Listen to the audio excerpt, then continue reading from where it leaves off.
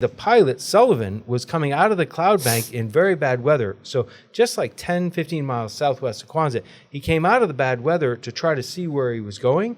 And he realized, damn it, he was like right facing the Jamestown ferry. So he did what most people would do. He did a hard bank left out to the sea towards Newport, but he also accelerated at such high speed, and it was too close to the sea. So it was too late.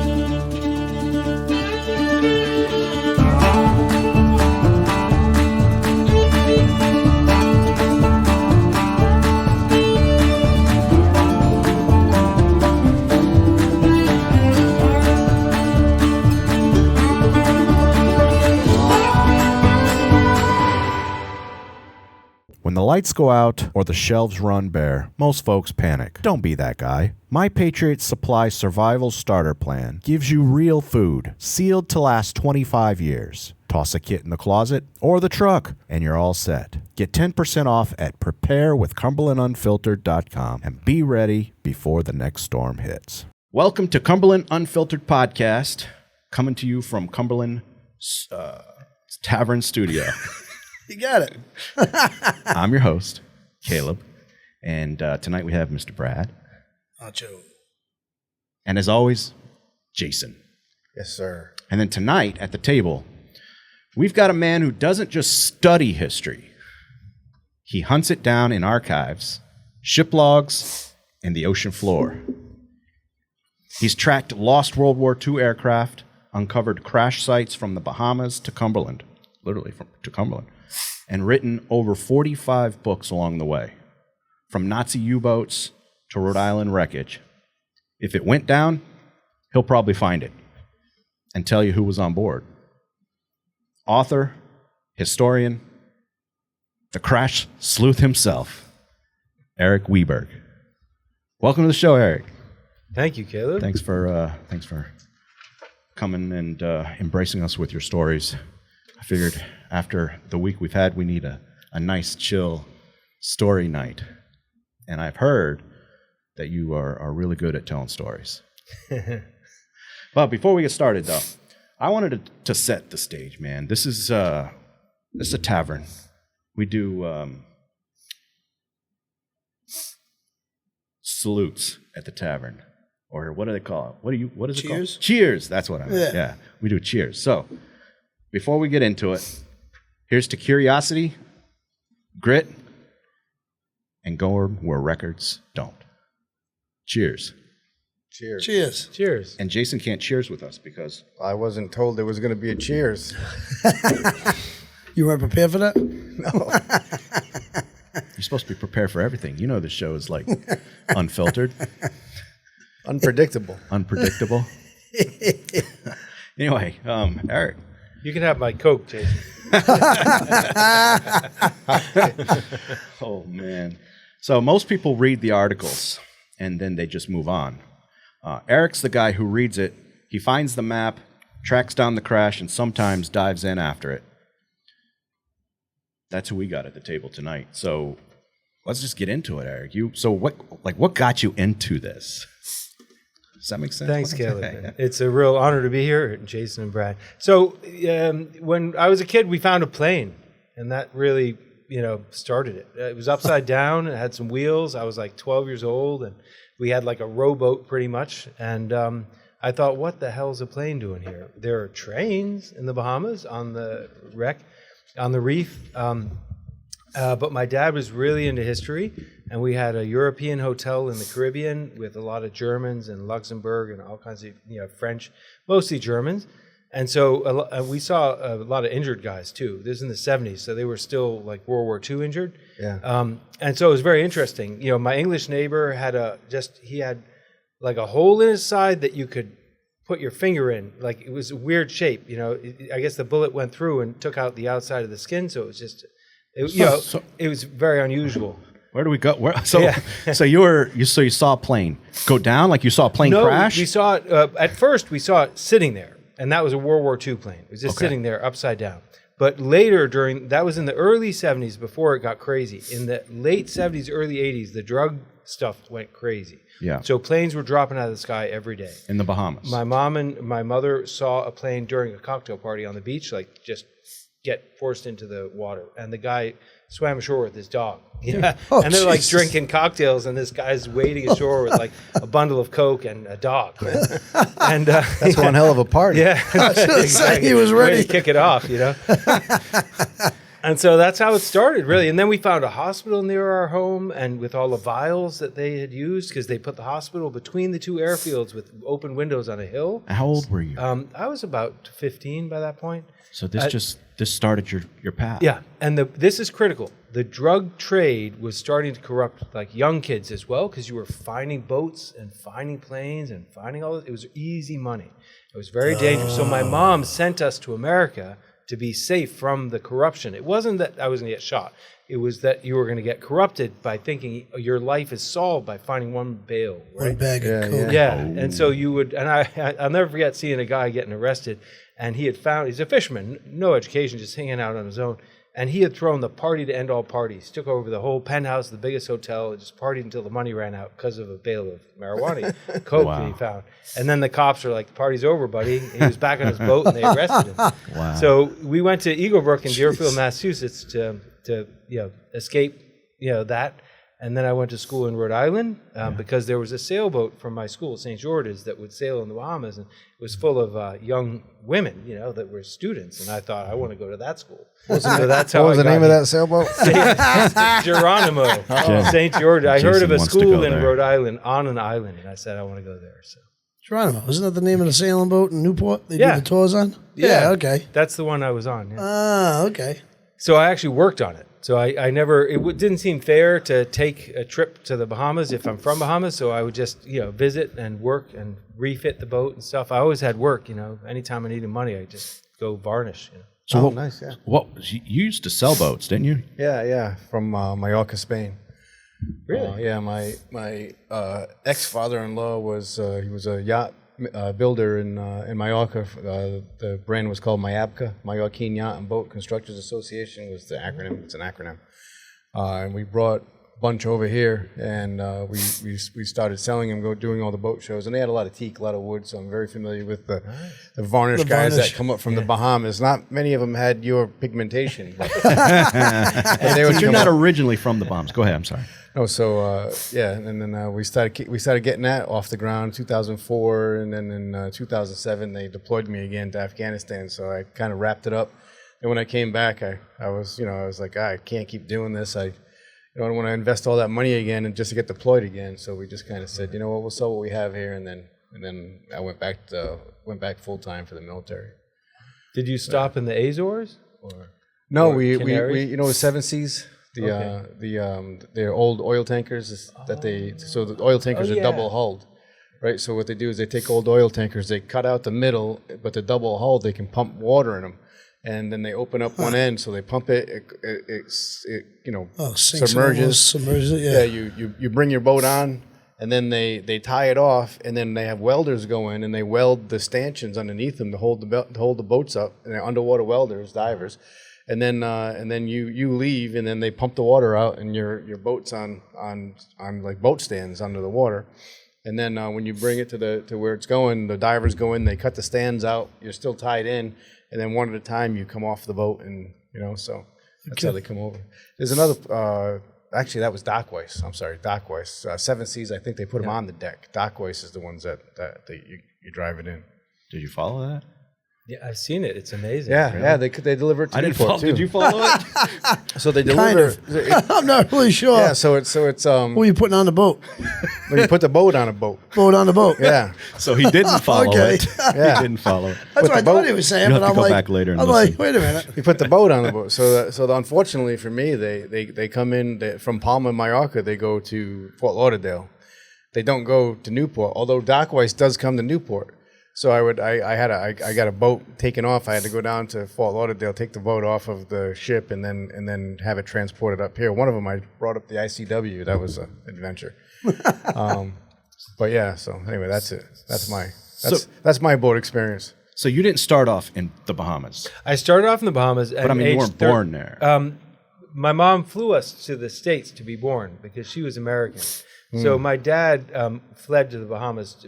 Talking to Mike a little bit. Oh, sorry. Yeah. Sorry. My dad, on his father dying of a self-inflicted gunshot wound, which we call lead poisoning, he got 105%. You're not supposed to laugh at that. Yeah, it was 105% tax bill. And my dad didn't think that was a great idea, that he would pay them to take all his money. So he went to Bahamas. There was no tax. And his job in the Army had been to hug a battery in the winter and make sure it didn't crack. He was a driver in the north, the Arctic. He didn't like that too much. So he liked the Bahamas. There was no tax and no snow. And then he met my mom, who went to school in Boston and was visiting. And then they had four children. But they bore us all in America because they knew the winds have changed, that Bahamas weren't going to be a colony for much longer. But then you went back to the Bahamas? Yeah, but not really. Because my dad's still there, and I go a couple times a year. But I don't have residency there. Right, but I'm trying to figure out the 15-year-old, like you saw the planes in the Bahamas. Like that's the I first was time growing up. And, you grew up there. and then I didn't really leave. That was my home until my mid-20s. Okay, And gotcha. then at that point, That's really cool, though. Finding a plane like that when you're 15 years old, I can see how that would put you on the path. So ever since then, you have been focused on finding history and finding ships, finding planes. I know you wrote a bunch of books, right? You wrote a bunch of books about maritime history. Yes. And that was like, if somebody said your granddad hadn't served honorably or something, it would piss you off, right? Well, that's what happened with me. My dad was accused, there were only about 20 Swedes in the whole country of Bahamas. But we went there to work for a rich guy named Venegrin, who owned Electrolux. And everyone's, he was a Nazi sympathizer, he helped the enemy. It was all nonsense. There was not a shred of evidence. And we came after the war, so we were guiltless. So I decided that I would research it and find out if it was true. And then I did, and I found it wasn't true. And I thought I'd write a book about why it wasn't true and all the facts and every day of every sub and every ship and blah, blah, blah. And I even met a couple commanders, like a U-boat commander, an Italian commander, some British. And it was a very interesting story. And then they took so long publishing it, I wrote 3. So I did Bermuda and New England. And New England was really tough because the audience is really larger and better read on the topic than the Bahamas. So you couldn't pull it over. It was 70 pages of evidence. He couldn't lie to them. Yeah, exactly. The Navy, I'm just kidding. Yeah, the Navy, you. Yeah. So you could lie to me. I don't know much about. And then ships are hard to find. They're expensive. You got to have a scuba equipment and all that crap. So I pivoted to airplanes, and I found there were 178. And I did not know this, guys, but it used to be Iceland and Greenland, all that was the way you transported planes or maybe ships during World War II. Yeah. Bad idea. Really cold weather, and then also ships. A lot of the planes on the ships were put in crates, were sunk, right? So it was a bad idea. So I didn't know this. Almost the vast majority of aircraft to Europe and Asia in World War II from America went through Bahamas. It was the number one gas station. They would land there, do the paperwork, switch it over to the British, fly them in a group to Africa, disband, fly back, and do the same thing over 8,000 airplanes. So that resulted in 180 airplane crashes. Oh, man. Yeah. We still do that now. I deployed 4 times, and 2 of the 4 times we went Newfoundland, Rhode Island, Boston area, Newfoundland, Iceland, Shannon, Ireland, Germany, because the planes that they transported us in didn't have the range to go straight across. So we went all the way around and then back down, to Kosovo or Kuwait or Afghanistan, And being on a submarine, I was there too. We did that a lot. We went down to, they have this little area down there where they do a lot of war gaming and exercises and things like that. I forget what they call it now. Anyways, it doesn't matter. Yeah, that's a history. That's history. That's not my life anymore. Anyway, so you came over here to Boston or to the Boston area. At what age were you there? I was 12, actually. Okay. I was young. I'd never seen snow. It was pretty new. So when did you start writing books? At age 10. No kidding. I wrote my first book, plagiarized, when I was 10. I wrote the introduction and the conclusion, but I borrowed bits from science manuals, and then I sold it to tourists. But, I like to joke, that's my funny. parents spent $8 on each Xerox copy of this color 20-page book, and I'd sell them for $4. So I've been losing money on wow. books my entire life. That's why you have to sell your teeth. Yeah, exactly. He said that's to us funny. tonight that a lot of his research, or a lot of the things that he goes and tries to find, you said you pawn silver, and he had 9 teeth? I don't know if that's Yeah. really true or not. Well, But including wisdom, those I didn't sell. he sells his teeth. There's a Rhode Island You're a real I go to pirate, in you know. Boston who will buy valuable metal. That's funny. It's hard to figure out when you're joking and when you're not. I'm sadly quite serious, but he's a good guy. So, kind of getting a little bit into some of the stuff that you found. Like, we can't talk about every single thing that you found because you found so much. It seems like, right? So, the way it was explained to me, you can tell me if I'm on with this or not, was you would read articles or you would do research. You would find missing military vehicles, whether that's a ship, a plane, or whatever it is. You would do some research on where to find it. You would go look for it, and then you would find it, find out who was on it, and then you would tell stories about the people that were on there. Yes, that's the idea. And why am I any different from anyone else who does that? I wasn't in the military. I didn't have that privilege. So I look for the easiest things. So I looked in ponds. I found one in Sawmill Pond, North Kingston. A guy named Asplin, burning plane landed in it. The pond's only as large as this building. Not the building isn't large. And the plane wreck is there. I paddled out in a kayak. I spoke to a guy. He said, yeah, I built a stand on it, a duck watching stand, blind. And that's where the plane was. It was a Hellcat or something, right there in the middle of the pond. No kidding. And when they removed some of it from the fire department, they covered it in gravel. So sure enough, there's the gravel. So if later on I can go back and kind of dig under it, it's only a couple feet, and try to find some metal, So I look for easy, close to shore, shallow water, warm water, where you don't spend a lot of money on equipment. Every time I go with guys with drones, I know you were underwater technician. But I was on a submarine. A specialist, but I can't afford that stuff. And every time I'm with those guys that have all this expensive gear, not that I don't, hats off to them, they spend more time screwing around, twiddling dials, and I just leave them. I'm like, choo! By the time they fix their drone, I've traversed the whole pond they're looking for. And I've checked it all, and I'm on to the next pond. So I think there's a lot to be said for a pair of feet, a pair of eyes, a good wingman or woman, and just I have whistles, I have an EPIRB, and you just spend a couple days out there, looking. And it sounds crazy, but I'll talk. If I'm looking for a dead guy, I'll talk to them. I'll be like, I'll try to figure out where they are, and I normally find them. It's only crazy when you tell us what they said back to you. That's the crazy part. Up until then, you're good. Yeah. So But don't tell that you're part. walking, swimming. So you're walking, swimming, paddling.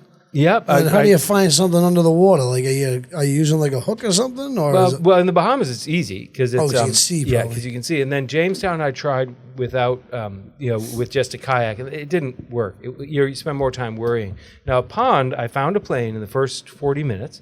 I found it 35 feet of water, and it's just you never find a plane. You find bits of metal from remnants of it. the plane. Yeah, so I found Just by looking, with a mask? Yeah, with a mask. Yeah, I have a mask, and then when I'm walking, I just have a good pair of boots. And I can honestly say I've been looking for a 1930 Wright brothers plane, the first to land in Bermuda in the Bahamas, for about 5 years.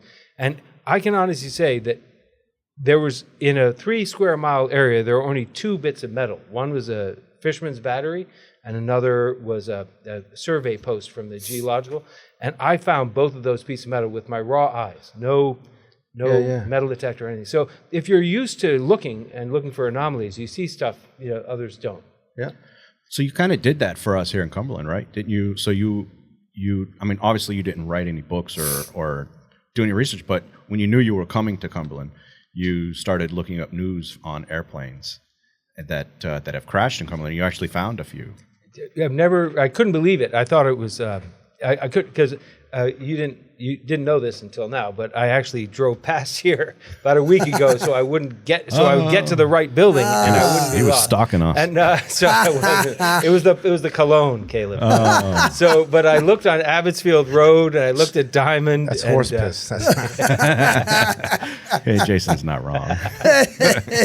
So you guys have the unusual distinction of you had a plane crash on either side of you. Yeah. So what is that right in plane? Aberrun Can you Valley tell us Road. a little about it? Do you know? Do you One remember? was in a potato field off Abbott's. I think it's called Aberrun Aberrun Valley. That's Aberrun literally Valley. right over here. Yeah, and the other was Rawson Pond. Was Yeah, it? which is also right over there. Oh my gosh! And then didn't the know- other was Diamond Hill Road or something. That's, So they're all that's very why the close. mayor won't fix the pond.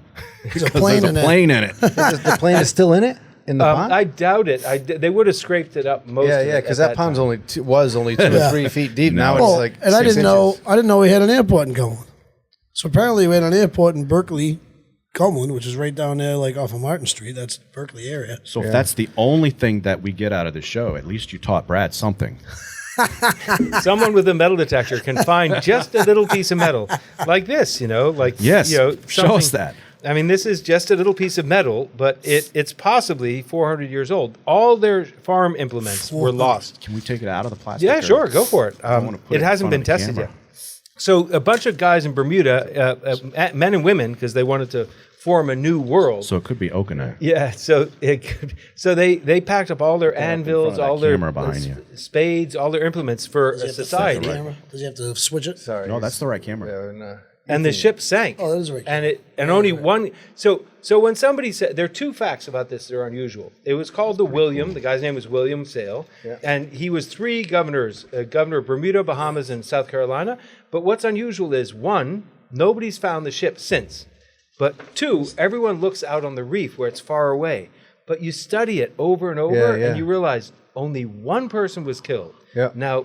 Yeah, they had to be able to make it to shore. Yeah, and everyone else survived. Also, these were the non-physical religious fanatics. Yeah. The hardy sailors are like, screw you guys, we're going to go off, make a living, wine, women, and song, buying pineapples, selling pineapples. We're going to go make a living. So we're leaving you. The healthy young men left the group. And the religious zealots who were older, and the older women and people that were less firm, slaves, it mixed them, they all were in the boat when it spilled, and only one of them died in a storm. Yeah. So that tells me they had to have been really close to shore, Yeah. because otherwise they all would have died. Right. What year? 16 what? 1647. 47. Even that's a little fuzzy. So then I went and looked a couple weeks ago, and I found that there was a big cross carved in the rock right on that spot. Yeah. What happened with Sale, him and his son built a smaller boat, went to Virginia, found Roanoke, not founded, they found it, talked to the governor there. He said, go up to Winthrop in Boston. He went to Connecticut, Boston, begged for money, got some money, went back down, saved his colleagues. Yay, everyone's happy. And then he cut a bunch of braziletto wood. Who the hell's heard of that? But apparently it's got a dye that's to kill for. Excuse the pun. But it was worth hundreds of pounds. And so Harvard dye to kill was for. given the dye, and we bought so many pounds of money with it that sold it for so much money, they built their first proper dorm. So the first permanent building in Harvard was based on wood given by people from my country. So the Bahamas. So every 50 years they'll send different parties to and from the Bahamas and Harvard, giving a ceremonial braziletto wood plaque. So if I can find this thing, it would be pretty darn cool. That'd be pretty neat. Holy cow. Where is that? It's in north of Luthra. It's a Okay. place called Bridge Point, and that's where I found the cross about 2 weeks ago. No kidding. And here's this is what kills me, guys.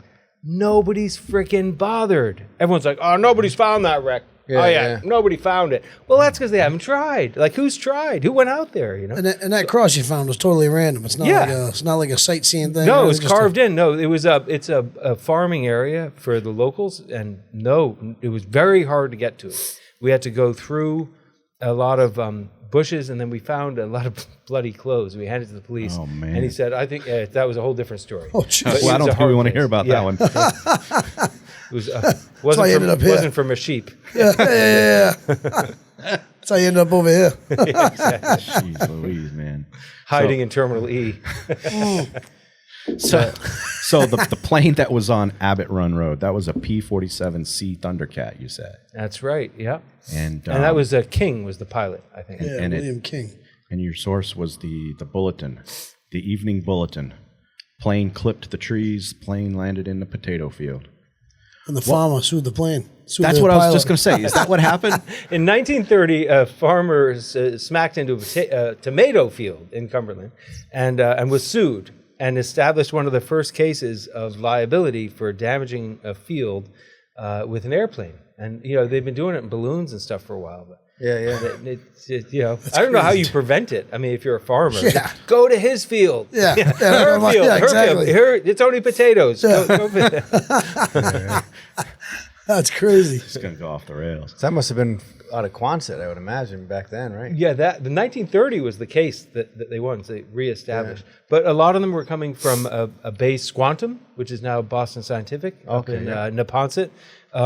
So this area, as you get into Needham and all the different towns, Braintree, you get into the approaches to Logan. So that's where they start to fall. And then from Squantum south, you get them here on their way to Greene, which was an army base, or Quonset. We just finished a book, a 300-page book on Quonset landings and takeoffs. Oh, wow. My favorite was a fire truck from Rhode Island was out there to rescue a British guy whose plane had nosed down on the runway. A very common mistake. And when was this? In 1943. Okay. And they reported that as they approached the British airplane nose down, he waved them away, and then he jumped out of the cockpit, ran to the back, grabbed the wheel, pulled the wheel down, got back in the plane, and motored into the hangar. And the Americans were like, what? What the hell? He was a pretty self-confident guy. More tougher than I think. Yeah, no doubt about it. What's the story you said about the guy? Was it a balloon that he crashed and then he got off and he was unconscious? It was in the middle of a fair? Yes. What is that?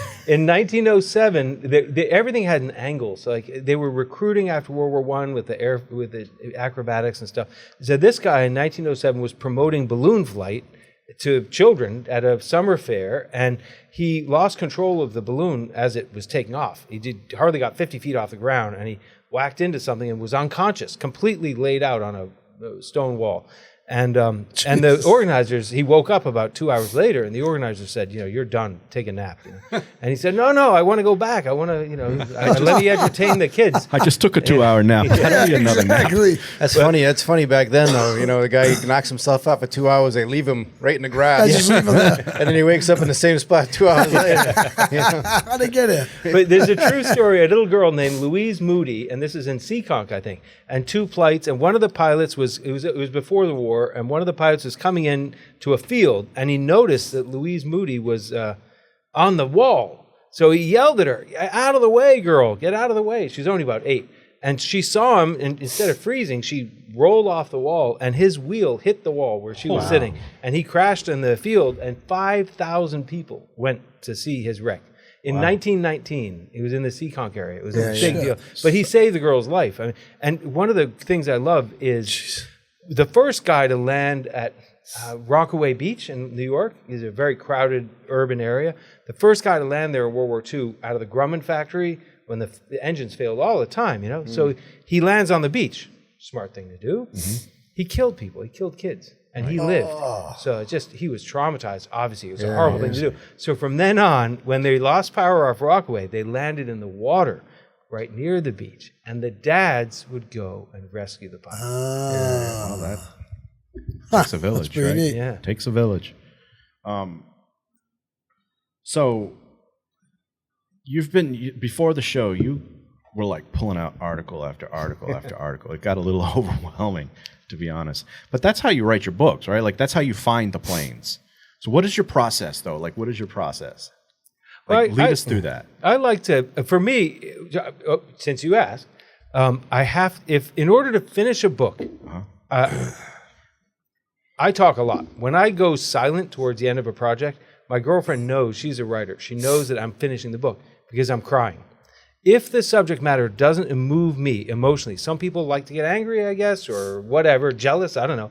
I need the material to make me sad and make me feel something towards the characters, And that's important to me as a writer because I teach writing to kids and they need to connect with the person. It can't be about machines. It can't be about ideas and politics only. It has to be a human interest connection, And so I like the lonely one, the someone with the outsider who's thinks I'm screwed. Like a lot of planes crash near lighthouses.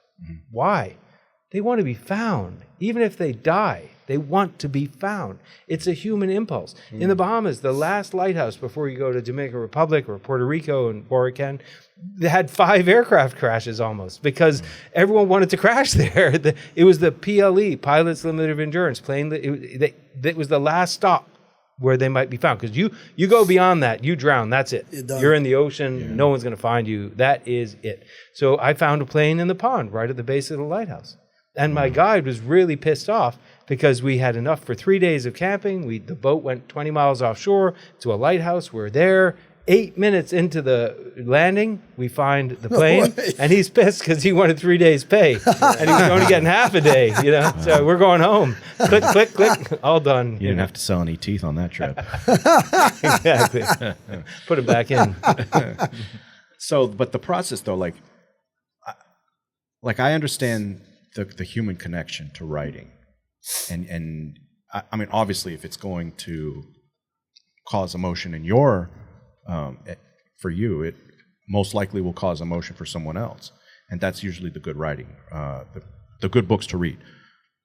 How do you find the content or the material to write about, though? Like, what do you like? Do you just constantly all day search for articles on crashed planes, and come across one, and you're like, oh, there's one I haven't heard about? So there is a format and a template, and I'll describe it. And I mean, I don't want you to give away trade secrets. No, it's fine. But my hero, if any of you have been on the Commonwealth Avenue in Boston, there's a statue of an old guy sitting on a rock with a sailing hat. And his name is Admiral Samuel Morrison. He's my hero. Okay. And he said, dream dreams and write them, but live them first. So the live them first component is so important, and you've all served your governments and your military, that's important to me, to get out of the studio, get out of the library and find stuff, right? So the first component, find interesting stuff on paper. Second, I always call relatives or try to ask people, bounce ideas off. What's the terrain really like? Was this salvaged? I always wear a nice shirt. I buy these in a secondhand shop. And when I'm in the Bahamas, this sounds colonial. It's meant to. I wear a real nice shirt when I go in the most remote places. A lot of the time, I'm the only European-looking guy, and they think I'm a professor, and I want them to think that. I'm not here to hurt anyone. And I still find that the information I get compared to a Bahamian is much less. Right?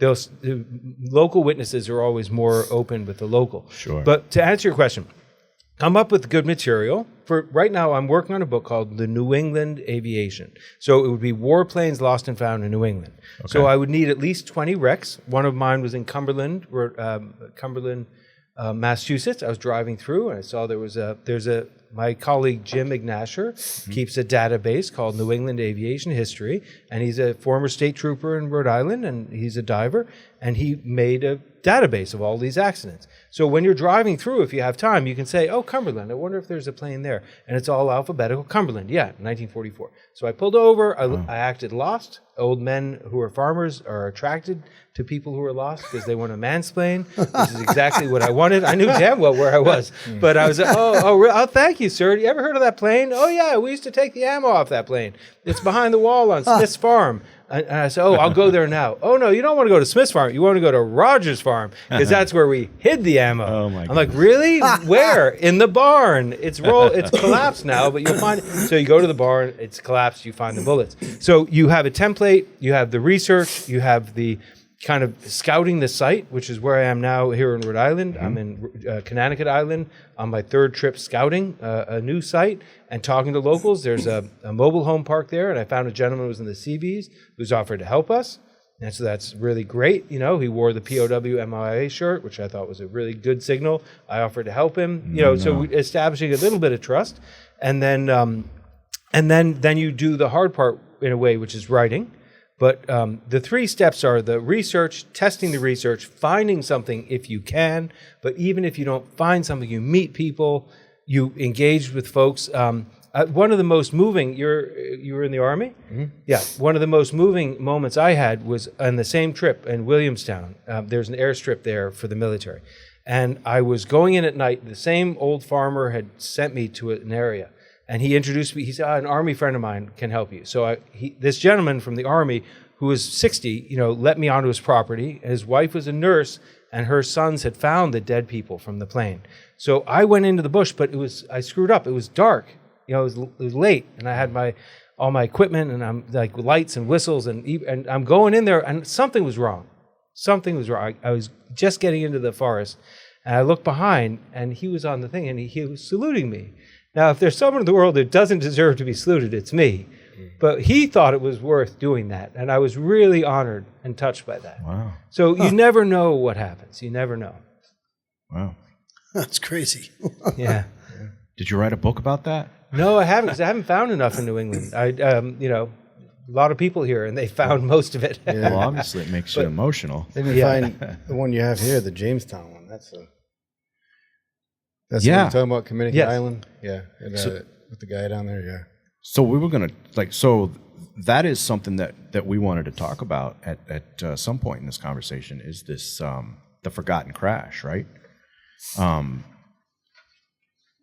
You said it's a 1944, what kind of plane is this? It's a Ventura. PV-1 Ventura. So tell us about that story. You said you memorized everything about this because you've been trying to find it, you said. Yeah, that's right. It struck me as the first one to go after because it was described as a few meters offshore, shallow water. Got to be a pretty big plane, too, with seven crew. Exactly. So I was really excited to find this with my own snorkel and mask. I used to work in salvage, so I interviewed the people who dredged. Did you find any parts of the plane? And then I quickly, excuse the pun, I realized I was out of my depth. It wasn't that easy, because I used to take charter guests from Newport across in the shallow water and kind of show off the dumplings. It's kind of dangerous. So this has a unique ending, this story. Mm-hmm. And there, in the past 10 days, as we desperately try to find it in the month of September, because it's the clearest water on the incoming tide, and it's the warmest water because all summer it's warm. So this is the best time to find a plane right now. September in Rhode Island. Yep, and there are fewer boats. That's why I need to go do my open water dive stuff now in September while the water's warm. Anyway, go ahead. So as I mentioned to Brad earlier, that it's very much a word of mouth. It's very much a barter system. So what happened was in the barter process, somebody who's a much more experienced diver sent me some younger divers. And they wanted to pump me for information because they had all the diving skill, but not the targets. So I said, guys, with my budget, you're going to have to buy me the dinner when we meet because I'm not giving you the information for free and just throwing it at you by email and I never see you again. Because I had some bad experiences doing that. You just give everything out, And so we met for dinner and I said, this is a hamburger you're not going to regret buying. And so I gave them all the best targets, and then they outsmarted me, and they went and researched that particular. We'll do the D-Day basic facts. At around 8 in the morning from Quonset, a plane, a PV-1 Ventura, about 46 feet wide, and about 40 feet long, took off from Quonset, and it went southeast to Nantucket. And it was carried a forensic fingerprint expert in the world, a guy named Dr. Morris from Stanford, California, and he was about 45. He was a preeminent inventor of the criminologist forensic fingerprint. And unfortunately, he never made it because I think he was being brought to Europe it was a secret mission, highly classified. I think he was being brought with a photographer and 6 crew, so 2 civilians, or he was a civilian and a photographer, to Europe on D-Day, 1944, to catch Nazis. I'm quite sure that's what... I think he was going to Nantucket to join a ship in secret and then go to Europe, probably Ireland. But what happened is, unfortunately, the pilot, Sullivan, was coming out of the cloud bank in very bad weather. So just like 10, 15 miles southwest of Quonset, he came out of the bad weather to try to see where he was going.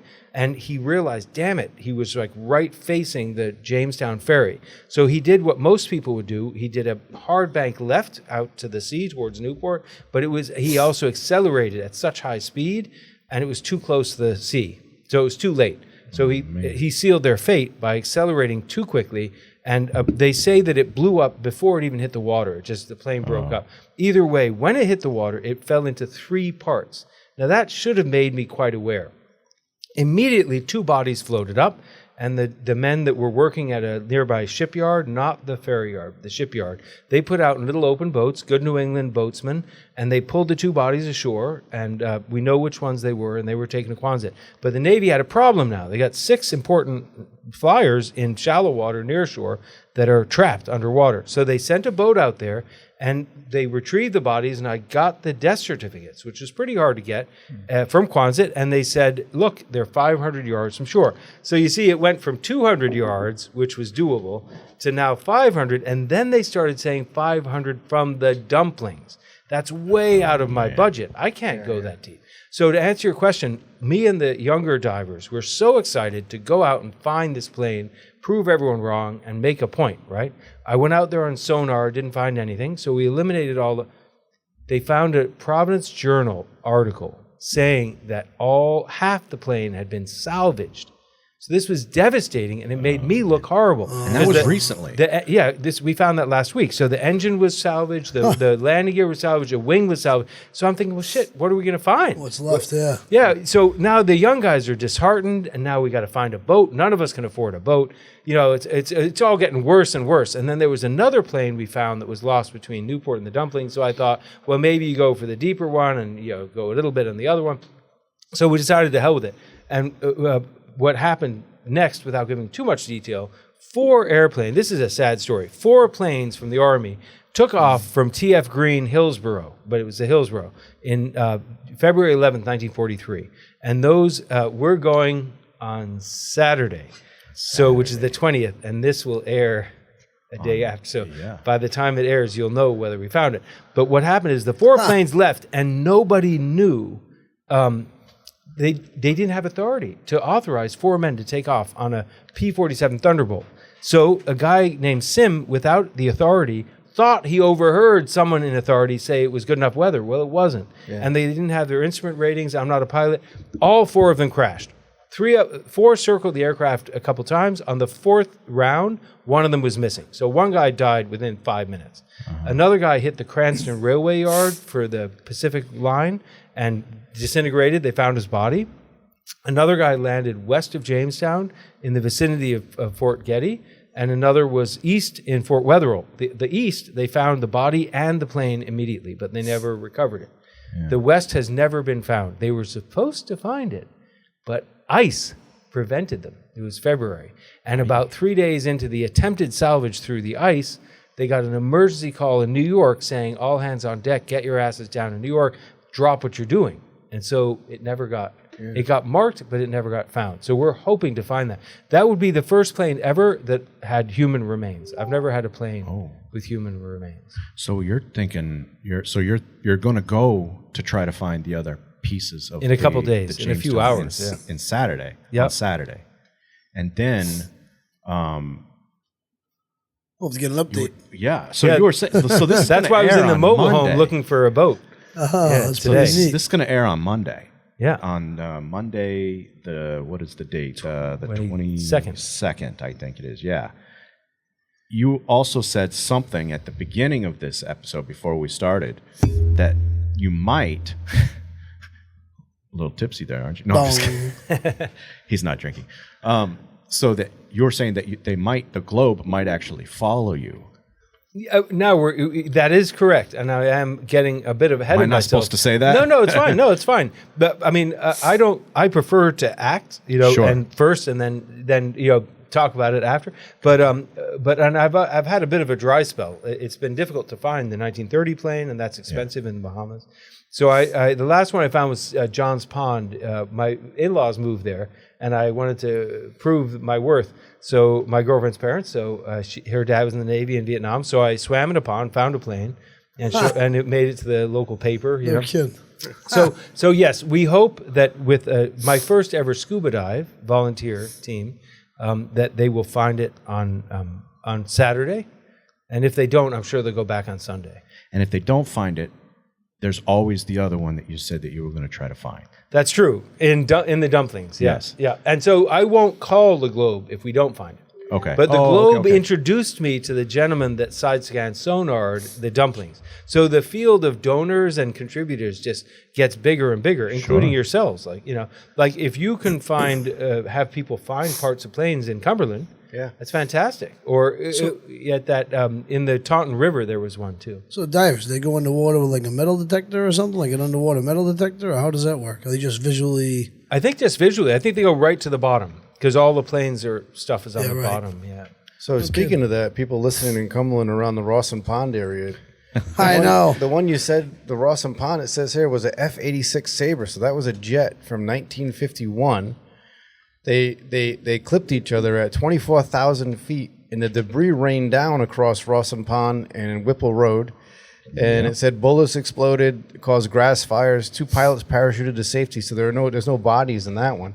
But it also says a house was hit, and there was a massive local response. So there quite possibly can be a lot of airplane parts rained over northern Rawson Cumberland. Pond. So I know that there's a lot of, well, I say a lot. I've met a number of people who have those metal detectors. Yeah.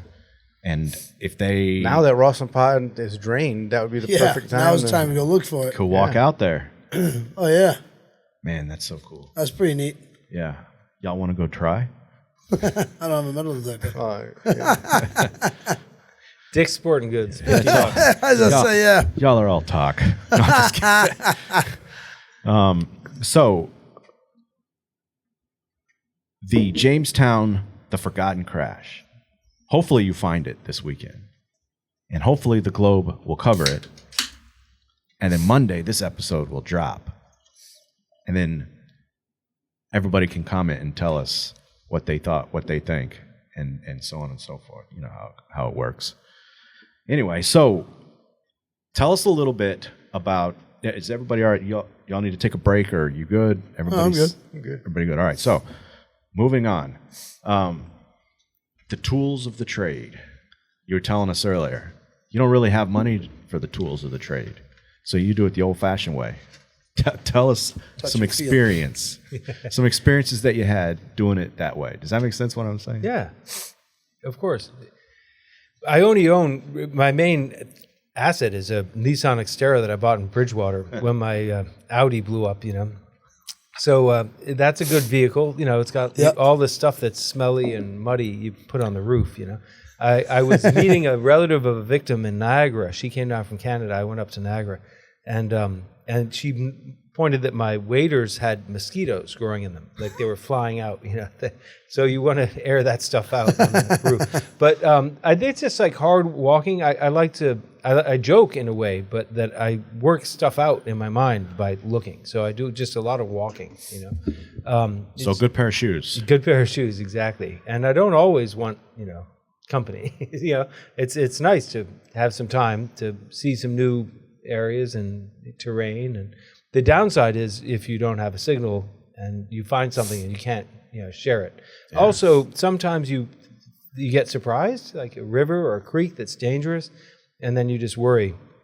So Has I tried. That ever happened to you? Yeah, it happened in Bahamas a couple times where you don't expect a creek, but then the tide goes out and it's quite deep, and you've got to cross it to keep going. And so that was worrying. But then 2 days ago, I climbed Mount Katahdin in Maine in Baxter State Park for the 3rd time, second time alone. And so that's how I kind of train, because it's also cold on the top. And so you have to carry the stuff that you don't think you'll need, you know, basic common sense that you guys would know.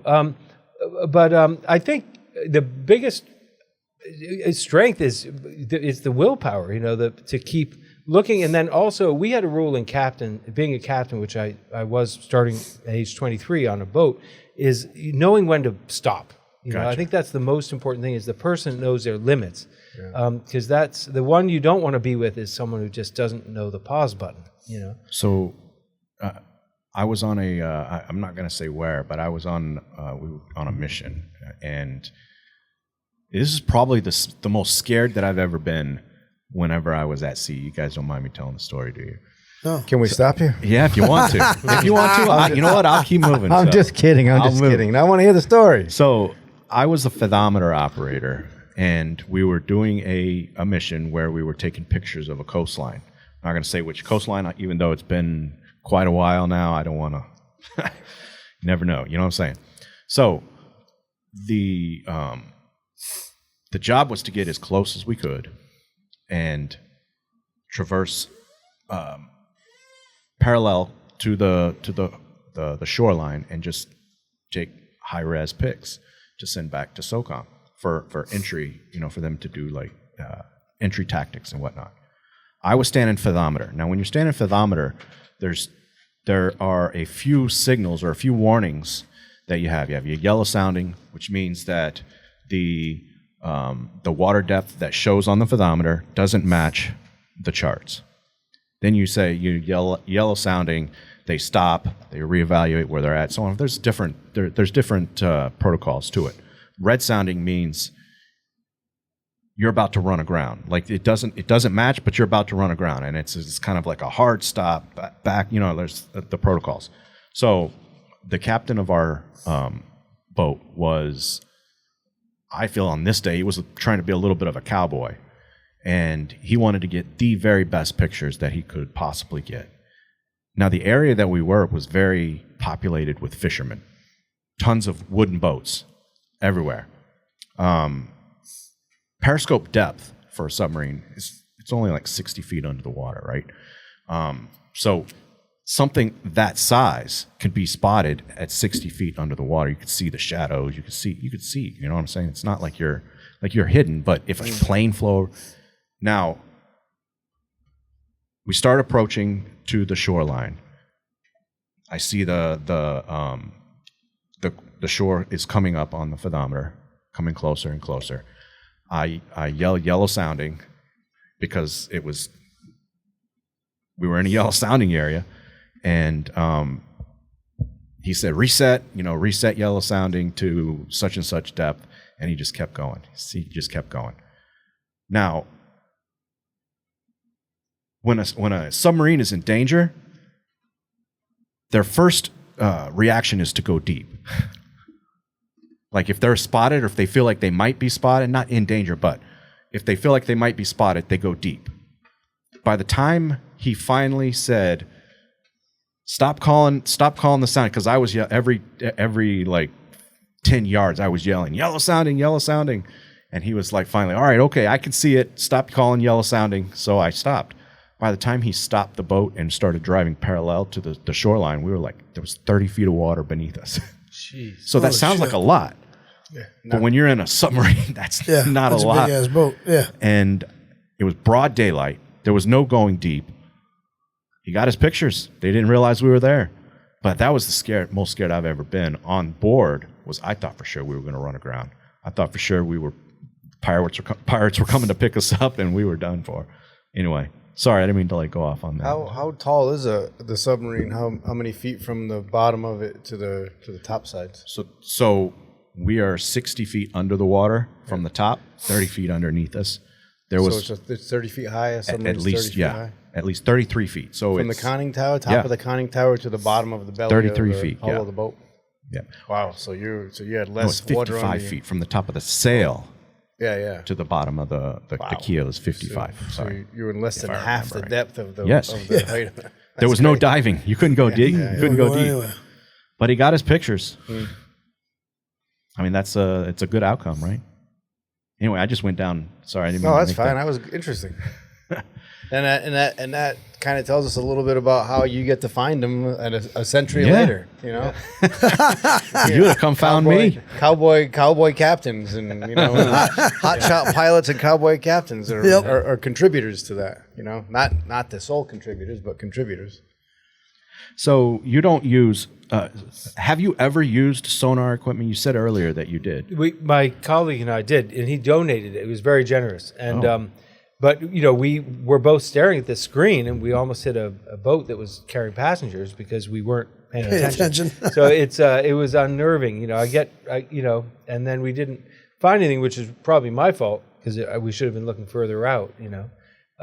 So it's not that I don't believe in technology. I just feel that a lot can be achieved by just Also, it's what I lack in skill is I try to get buy-in from other people, to believe in what we're doing and to build up a team around that. And that's, see, I'm a lousy sailor and I've run 85 boats, sailboats, I'm not a great sailor. I never have been, never won a friggin' race in my life. I've done 33 Bermuda voyages, but I am good at assembling teams, making sure everyone gets paid, making sure everyone, Touchwood is safe and fed and warm and has a good time, listen to some good music. So you're like the producer. Yeah, kind of. Project manager. That's what I consider my role. You want your book, right? Like you want your story. So you've got to be you got to be good at something. The Newport Bermuda races. You've done 7 those? races. You've done 7 of those. Two Newports and 5 Marion. Wow. And then people go for silver to win a cup. Yeah. I go for gold. I want to get paid to move your boat back. I Yeah, don't care about winning a prize. You give me the money you have fun. When you're done, I'll take the boat home. Yeah. So you said, this guy, Jim Nash, he's one of your colleagues. He's put this, is this something that's exclusive to him and you, or is this something that other people can look at? It's on the web for everyone to see. It is. So he has his favorites. There's a guy named Cassidy. USS Ranger was off Squanton, Nahant, and it was fierce weather. It was World War II, and the Ranger needed to dump all their planes to go into Quincy Shipyard, the Fore River. And so the commander of the Coast Guard, of the aircraft carrier, I don't know all the terms, he said, look, everyone take off, like piss off, like take off. And it was such a rush and it was such a blizzard that they weren't really clear about whether they were going to Squantum or Quonset or where the hell they were going. Well, none of them made it.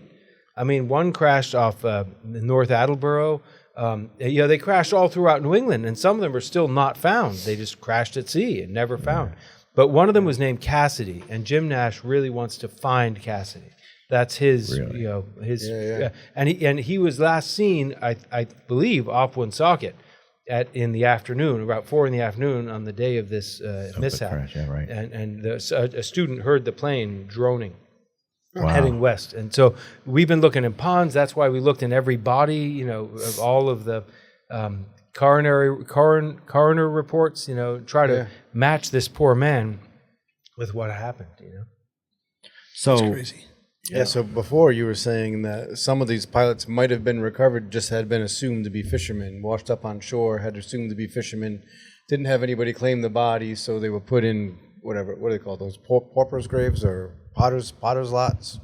Yes. Is that what it's called? I don't know. Yeah, the fishermen find them. Pauper's graves. Something like that. Yeah, paupers' graves. Yeah. And the fishermen find, in COVID, they reopened them and they just started dumping poor people in these islands just by the Hell Gate, LaGuardia. Yeah. But there's other, so when you start getting into that thinking, you realize there's 6 or 7 German submarines sunk on top of each other east of Gloucester and north of P-Town. The Navy had, there was a law that said you have to sink all the enemy submarines within a year of World War II. Yeah. So they just took them out in target practice, they towed them, and they blew them up in the same spot. They all sank. They wanted them to be far enough away from people they'd never be found. 600, 700 feet. And they're still there, and nobody's ever photographed them, except probably the Navy. So that is something that's interesting. Most of your books are about maritime, and not as much aviation yet, right? But you're trying to get more aviation. You wrote books about U-boats. Have you seen U-boats under the water? Like, have you found any, or is it just mostly stories about them? No, but to summarize that whole effort, there are only 2 people in the world, teams, right, not just individuals, but that can ever change credit for sinking a U-boat in recent times. And one of them was in the U.S. Gulf when BP Oil or Shell, one of them, found a U-boat while laying cable or digging cable or pipes or whatever. And then they found another American ship that had sunk the U-boat right next to each other in an embrace, right? And so they got credit they gave credit to the U.S. ship for sinking the U-boat. Is in the U.S. Gulf. It's quite a true story. And then I only get credit for the last bit. But a German guy, Dr. Axel Niesli, he found that it was Americans wrongly gave credit for a German submarine, U-84, under Horst Uphoff, I think. And very quickly, what happened was after the war, the Americans just wanted to tie all the loose ends. So they got the German records, the American records, and they kind of made very quick assessments that the guy that took off an aircraft carrier and claimed to have sunk a U-boat must have sunk it. So that was end of story. Well, that U-boat made it to shore. So it wasn't sunk by the American pilot. Yeah. So when did the American guy get sunk? Well, what happened was a guy from Bermuda named Lieutenant Everett saw a sub, got shot by it, lost a window to the sub shooting him, photographed the sub getting sunk, or going underground with the machine guns blazing, went back to Bermuda and said, I'm missing a window, I sank a sub. And they're like, sorry, buddy, it's not conclusive. And then a few months later, he was killed in Europe. He flew over to Europe and a German plane caught him and sank him. Yeah. So I called this guy's nephew, and it turned out to be his son, and he's a senator. Tim Petri, and he was a senator from Wisconsin. And the lady said, oh, you want the senator? I said, well, how am I going to get the senator? She said, let me give you his number. I said, sir, was your dad a lawyer? Are you a lawyer and your dad a lawyer like I am my dad? And did you know this story? He goes, yeah, that's my dad. I changed names. So the U.S. Navy gave us credit for changing the sinking of that sub from an aircraft carrier guy, which they took it from, and they gave it to Petri in it, who was dead. They gave it to him, and I went to D.C. and they gave the medal to his son, the senator. It was really amazing, that is cool. And that only happened twice in the world. And my only part was they did the hard work. But I calculated they knew which plane sank it, but nobody knew who was flying the plane. Yeah. So I took the serial numbers of the plane and I reworked who was flying the plane, and I got to this guy, Petri. Wow. And 5 days after I called him, we met in New York, and he gave me an original photograph of his dad. He's a total gentleman. That's cool. He just trusted me. He didn't know me from Adam. Yeah. That's pretty real nice story. Yeah.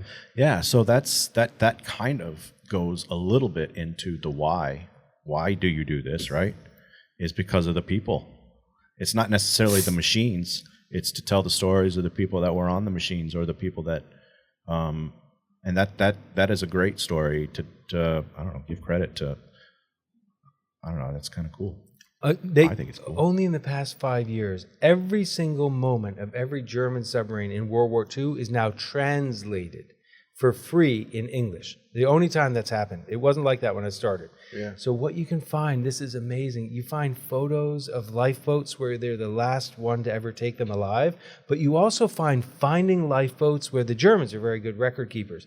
And so they would say, let's say the ship Hallelujah lifeboat was found with 2 dead guys and 4 living in this position at that time. Mm-hmm. You can contact the surviving families and say, your dad was alive.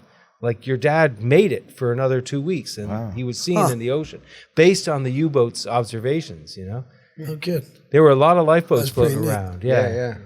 How much do you read?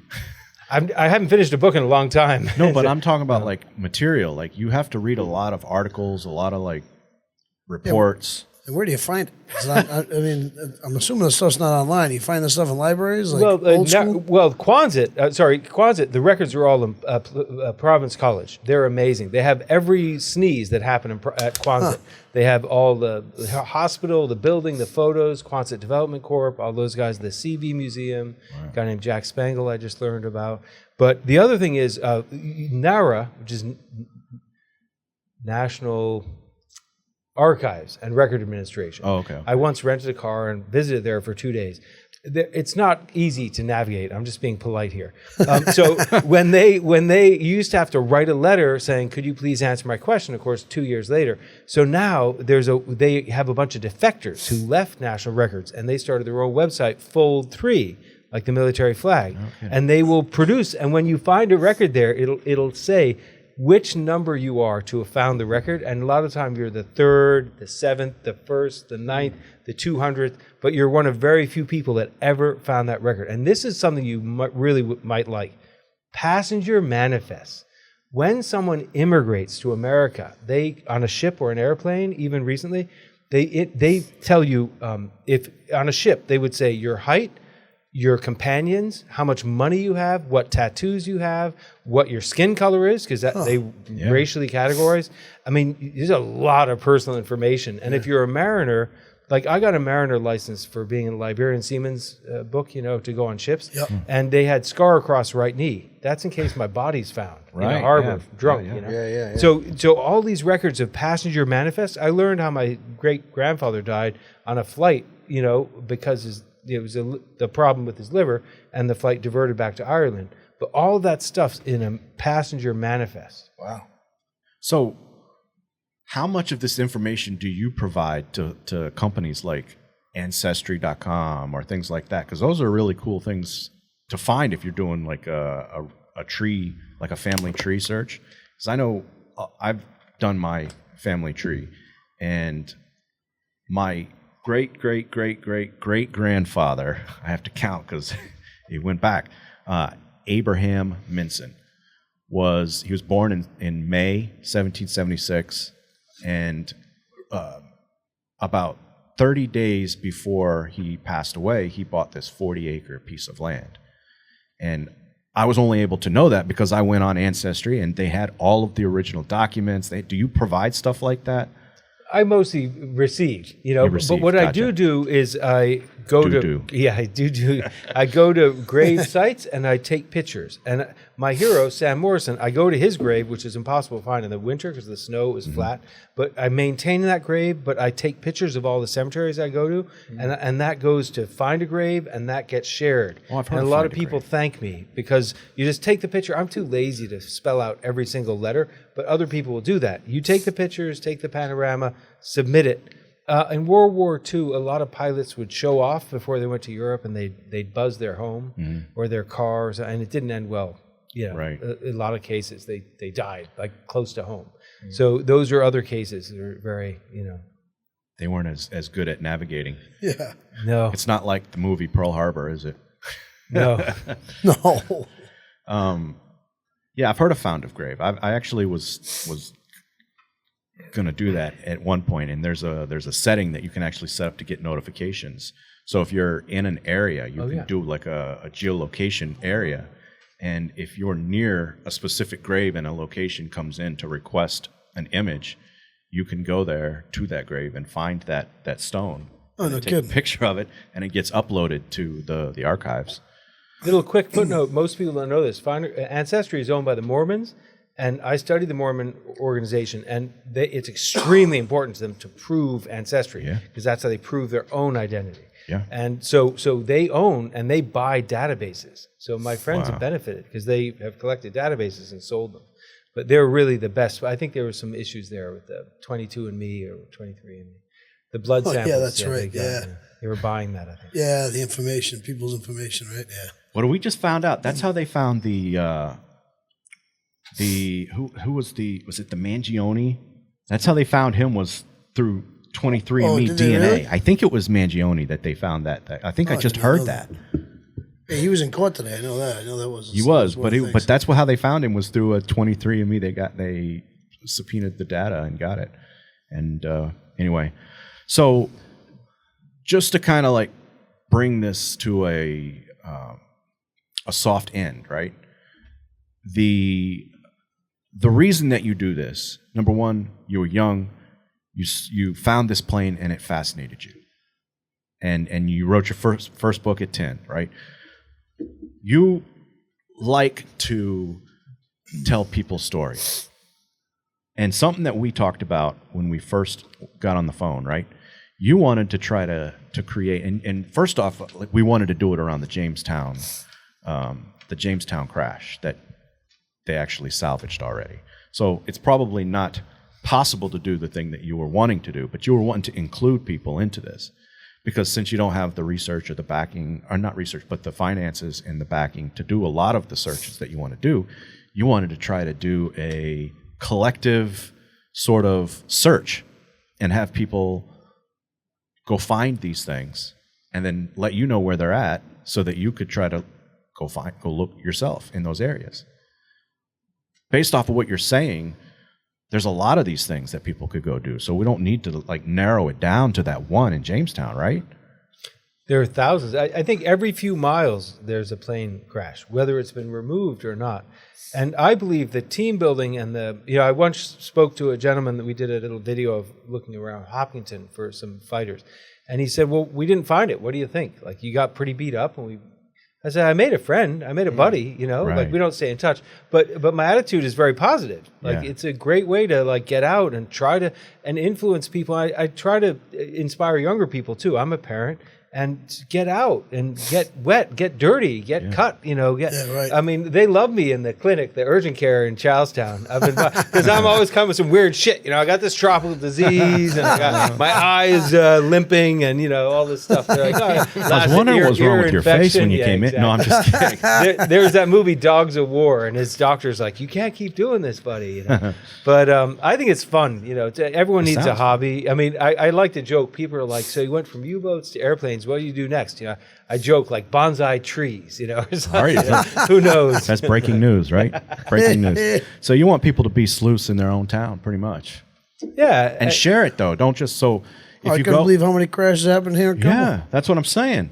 Well, that's so crazy. On the screen we have the link to your website, and that's that QR code. If you scan the QR code, it will go right to his website. Is that where people can mostly follow you for this kind of stuff? There's 18,000 pages of free information. So I used to have a well-funded machine to get all this material. So all the survival reports, all the data, it's all there that I found, I paid for, I posted for free on my site. Yeah. No passcode or anything like that. And then people have given me this huge database of World War II stuff. Really? And some of it not illegal, but there was a very strict color bar that, you know, workers, you know, and white servicemen were kept separate. But there's quite a few photos of guys with girlfriends or, you know, black girlfriends and stuff in Bahamas that you could have gotten court-martialed, you know, at that time. So it's really kind of fun, the different photos that people send. So, yeah, it's all there. All the articles. I publish an article every week or two. So do you have social media? I do post a lot about ships on Instagram, Facebook, and anything is to do with transport, trains, railways. I like to photograph takeoffs and landings. So I'm trying to find the best way for people to reach out to you. So if they find stuff, to be like send you a message and be like, hey, I found this thing over here, and give you the opportunity to go look as well and see if there's any material. Yeah, Does that make sense? What I'm saying? By far the best is ericwiberg.com. Yeah. Otherwise, you know, Facebook or LinkedIn. I have 7,000 contacts. What are the handles for them? I mean, if you want to give pretty them much out. at Eric Wiberg. I started early, so we went with the web very early. Yeah. At Eric Wiberg. Yeah. Not Wiberg. Yeah, it's pronounced Wiberg. apparently, a long time ago, we had escaped the Alexander the Great's crushing defeat of our Charles XII in Sweden. So we hid out on a hill without necessarily wanting to advertise that we'd escaped being, you know, because the guys who got captured built St. Petersburg on the bones of St. Petersburg, 30,000 Swedish soldiers, POWs. So, but the guy taking census said, well, who's living on the hill? And the neighbors were like, we don't want to discuss that. They don't really want to be known. So I got to write something. So Small Hill, Wiberg, Small Hill. That's how we got Okay. the nameless deserters. Are you serious? Is that serious? I'm not quite sure. Last time we went to the family monument, there was a sign at the family monument say, the vicar said, please pay your bill for the flowers and the water in Sweden. So well, that's funny. It's a little murky. Wow. That's funny. That's hilarious. So go to the website, send him messages, do your own sleuthing, look for these things. And if you find them, make sure you let us know at Cumberland Unfiltered, both on our social medias and on the video, on this video. It'll be posted on our social medias at Cumberland Unfiltered. Let us know if you find stuff. And we'll let you know if we hear, you know, because this could be a really cool community building thing. If there's anything I can say, what works is honey is better than vinegar. You know, that the carrot is better than the stick. Being cooperative, I trust people with a lot of information that a lot of other salvage hunters. I'm not a treasure hunter. It's just historical stuff. It has no real value.